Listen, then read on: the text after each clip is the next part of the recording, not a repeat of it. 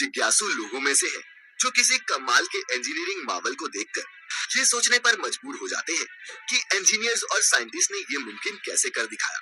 अगर हाँ, तो पानी पर बने ये शानदार पुल तो आपका ध्यान पक्का ही खींचते होंगे।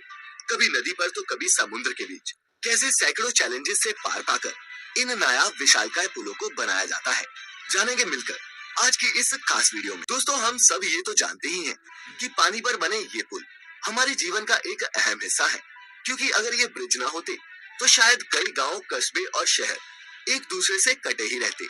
इन ब्रिजेस की मदद से हम पानी के ऊपर से निकलकर अपना समय और ईंधन दोनों ही बचा लेते हैं। लेकिन इतना काम आने के अलावा दुनिया भर में चलती नदी पर बने ऐसे कई ब्रिजेस हैं जो मशहूर हैं, कुछ अपनी इंजीनियरिंग के लिए तो कुछ उनके आकार और कुछ अपनी हिस्टोरिकल इंपॉर्टेंस के चलते। इंजीनियरिंग डिजाइन के आधार पर पानी पर बनने वाले ये पुल कई तरह के हो सकते हैं। किसी भी ब्रिज का निर्माण जगह के आधार पर किया जाता है। एक प्रकार का ब्रिज सभी जगह बनाना संभव नहीं, इसीलिए ब्रिज भी जगह के आधार पर ही बनाए जाते हैं। Beam bridge, suspension bridge, arch bridge आदि ये कुछ टाइप्स हैं पानी पर बनने वाले इन पुलों के। कोई भी पुल तब तक भार सहन कर सकता है जब तक उस पर पड़ने वाला भार डायरेक्ट या फिर इनडायरेक्ट तरीके से जमीन में ट्रांसफर होता रहे। एक ब्रिज पर लाखों टन का भार हो सकता है, लेकिन वह फिर भी मजबूती से खड़ा रहता है, क्योंकि सारा भार खंभों पर टिका होता है और खंभों से होता हुआ जमीन में चला जाता है, जिससे ब्रिज को कोई नुकसान नहीं होता। लेकिन दोस्तों, पानी पर बनने वाले किसी भी ब्रिज की सबसे बड़ी चुनौतियों में उसकी फाउंडेशन बनाना ही होता है, और पानी जितना गहरा हो ये चैलेंज भी उतना ही बड़ा होता है। फाउंडेशन मजबूत होना बहुत ज्यादा जरूरी है, क्योंकि आखिर ये पिलर्स ही तो होते हैं जिनके दम पर इस ब्रिज को स्थिर रखा जाता है। तो कैसे की जाती है इस फाउंडेशन को बनाने की शुरुआत, आइए समझते हैं। तेज बहाव वाले नदियों के ऊपर पिलर खड़ा करने के लिए इंजीनियर सबसे पहले एक स्ट्रक्चर बनाते हैं, और उसको बनाते समय पानी की अधिकतम और न्यूनतम गहराई, पानी के बहाव की गति, पानी के नीचे की मिट्टी, पुल का भार, पुल पर चलने वाले वाहनों का भार आदि बारीक से बारीक चीजों का हिसाब रखा जाता है। इसके बाद पुल की नींव का प्रकार तय किया जाता है, जिसके हिसाब से नींव बनाई जाती है। इस नींव को कॉफर डैम कहते हैं। पिलर बनाने के तरीके के हिसाब से कभी कॉफर डैम का स्ट्रक्चर सर्कल में होता है तो कभी स्क्वायर में। अब सवाल ये है कि आखिर ये कॉफर डैम बनता कैसे है। कॉफर डैम को बनाने के लिए स्टील के लंबे लंबे पीसेस एक स्ट्रक्चर पर फिट किए जाते हैं, जिसमें इन्हें सर्कल या फिर एक स्क्वायर शेप दी जाती है, और जब ये बनकर तैयार हो जाते हैं तब इन्हें पानी के अंदर डाल दिया जाता है। दोस्तों, इस स्टील के स्ट्रक्चर को मशीन की मदद से धीरे धीरे पूरी एहतियात से पानी के अंदर डाला जाता है, ताकि ये उसमें अच्छी तरह से सेट हो जाए। इसके बाद मोटर और पंप के जरिए इस पूरे स्ट्रक्चर के अंदर के पानी को बाहर निकाल दिया जाता है, जिस वजह से यहाँ पर एक सूखी खाली जगह बन जाती है। इसी सूखी खाली जगह पर फिर पिलर बनाने का काम शुरू किया जाता है, जहाँ कई सारे वर्कर लगकर इस जगह पिलर बनाते हैं। हालांकि हर जगह इस तरह से काम नहीं किया जा सकता। अगर पानी बहुत गहरा हो तो ज्यादा गहरे पानी में ये कॉफर डैम बनाकर नहीं डाल सकते। जैसे समुद्र में बीम बनाने के लिए समुद्र के तल में सबसे पहले कोई ठोस जगह देखते हैं, उसकी गहराई मापते हैं। इसके बाद उस जगह पर बड़ी बड़ी मशीनों के द्वारा खड्डा किया जाता है, जैसे बोरवेल बनाते समय करते हैं।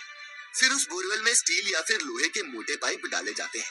फिर पाइप के अंदर का सारा पानी बाहर निकाला जाता है, जिसके बाद उस पाइप में सीमेंट और कंक्रीट का मिक्सचर भरा जाता है। जरूरत के हिसाब से एक से ज्यादा खंभे तैयार करके आपस में जोड़ भी सकते हैं, जिससे एक मजबूत खंभा तैयार हो जाता है। जैसे जैसे खंभे बनते जाते हैं वैसे वैसे उनके ऊपर रोड भी तैयार की जाती है। जब दो खंभे बनकर तैयार हो जाते हैं तब सबसे पहले बड़ी बड़ी मशीनों के द्वारा बड़े बड़े उन खंभों को जोड़ा जाता है, और ये सीमेंट कंक्रीट के ब्लॉक किसी दूसरी जगह पर तैयार होते हैं। ब्रिज का आधा काम बाहर कारखाने में किया जाता है, और आधा काम समुद्र या नदी जहाँ पर पुल बनाया जा रहा हो वहाँ। बड़े बड़े सीमेंट के ब्लॉक्स को समुद्र में ले जाने के लिए बड़ी बड़ी शिप्स को काम में लिया जाता है। वहाँ पहुँचने के बाद क्रेन के द्वारा इन ब्लॉक्स को ऊपर उठाया जाता है, और फिर स्टेप बाय स्टेप ब्रिज का निर्माण किया जाता है। वहीं दोस्तों, कई सिचुएशंस में फ्लोटिंग कॉफर डैम्स भी बनाए जाते हैं, जिसमें या तो उसके नीचे कुछ ऐसी मशीनें फिट कर दी जाती हैं जो पानी के ऊपर तैरती रहती हैं, या फिर जहाज की मदद से इन्हें एक जगह से दूसरी जगह ले जाया जाता है, जिसके बाद इन्हें रोटेट करके पानी के अंदर डाल दिया जाता है। दोस्तों, इस पूरी प्रक्रिया में काफी समय लगता है, और ये काम थोड़ा खतरनाक भी होता है। लेकिन दोस्तों, जितने भी लोग इस तरह के काम में लगे होते हैं वो काफी प्रोफेशनल होते हैं, चाहे वो वर्कर हो या फिर इंजीनियर्स।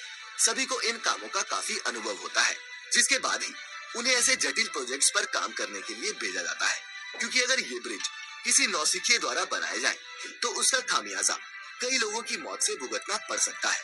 अब हमारे अपने ही देश के मुंबई शहर में स्थित बांद्रा वर्ली सी लिंक को ही ले लीजिए।